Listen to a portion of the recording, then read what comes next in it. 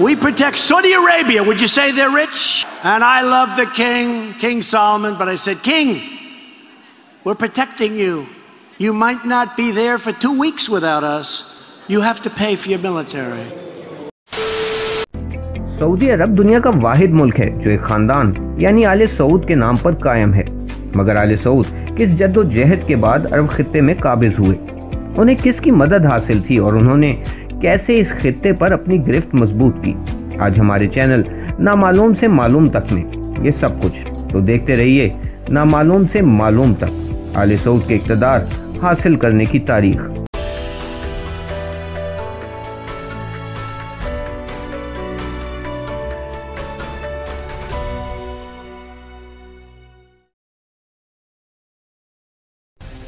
तारीख के औराक पर आले सऊद का नाम पहली दफ़ा सन 1744 में ज़ाहिर होता है, जब दरिया नामी एक छोटे से गांव में एक कबीले का सरदार मोहम्मद बिन सऊद एक इमाम मोहम्मद इब्ने अब्दुल वहाब से मुआहिदा करता है।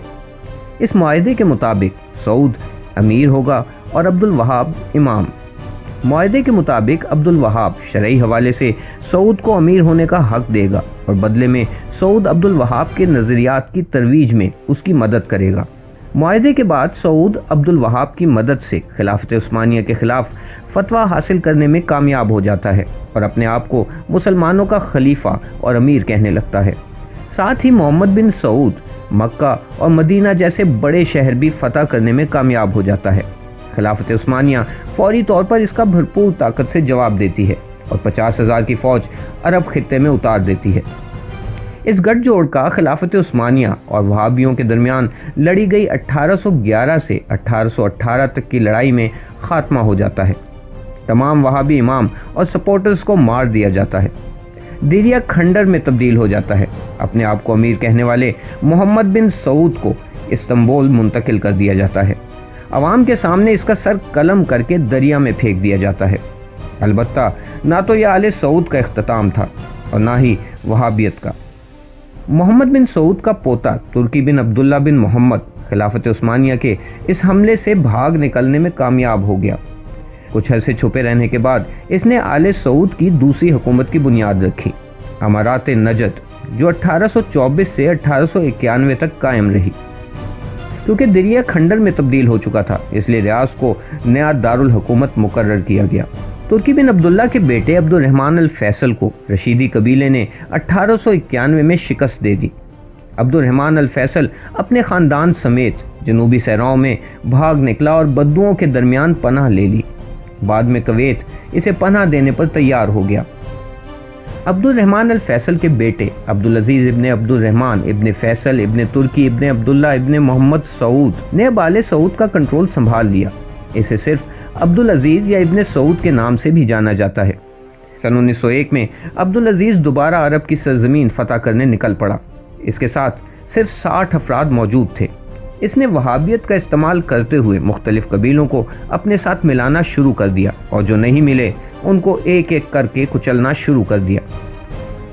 15 जनवरी सन 1902 को अपनी 27वीं सालगिरह के मौके पर अब्दुल अजीज़ अपने 40 साथियों समेत खजूर के दरख्तों की मदद से खामोशी से रियाज में अल रशीदी कबीले के किले में दाखिल होने में कामयाब हो गया। अब्दुल अजीज़ आले सऊद की अरब खित्ते में तीसरी हुकूमत बनाने में कामयाब हो गया। अब्दुल अजीज़ बहुत से अरब बद्दू कबीलों की हिमायत हासिल कर चुका था जो हाल ही में वहाबी हुए थे। अब्दुल अजीज़ और कई वहाबी कबीलों ने मिलकर नजद का सहरा फतह करना शुरू कर दिया और खिलाफत उस्मानिया का भी मुकाबला करते रहे। पहली जंग अजीम में आले सऊद को बरतानिया की सरपरस्ती हासिल हो गई। बरतानिया के लिए खिलाफत उस्मानिया बहुत बड़ा ख़तरा थी, क्योंकि दुनिया के तमाम मुसलमान अपने फ़िरके और नज़रियात से कते नज़र खिलाफत उस्मानिया की इज़्ज़त करते थे और उस वक्त खिलाफत उस्मानिया ही दुनिया में वाहिद मुसलमान ताकत थी जो कि बरतानिया और आले सऊद दोनों की दुश्मन थी।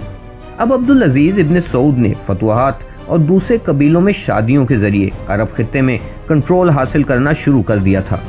पहली जंग अजीम के बाद बरतानिया आले सऊद को बड़ी मिकदार में असलहा फराहम कर रहा था ताकि बाकी मानदा इलाकों पर भी कब्जा करके खिलाफत उस्मानिया और इसके दोस्तों का खात्मा कर दिया जाए।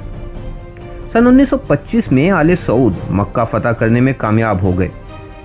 सन 1927 में वहाबी कबीलों ने आले सऊद के खिलाफ बगावत कर दी। इनका कहना था कि सऊदी खानदान करप्ट और अय्याश हो चुका है। सन 1929 में इस बगावत को बरतानवी असलहे के जरिए कुचल दिया गया। सन 1932 में आले सऊद नजद और हिजाज के इलाकों पर कंट्रोल हासिल कर चुके थे और इन्हें मिलाकर इनका नाम सऊदी अरब रख दिया गया।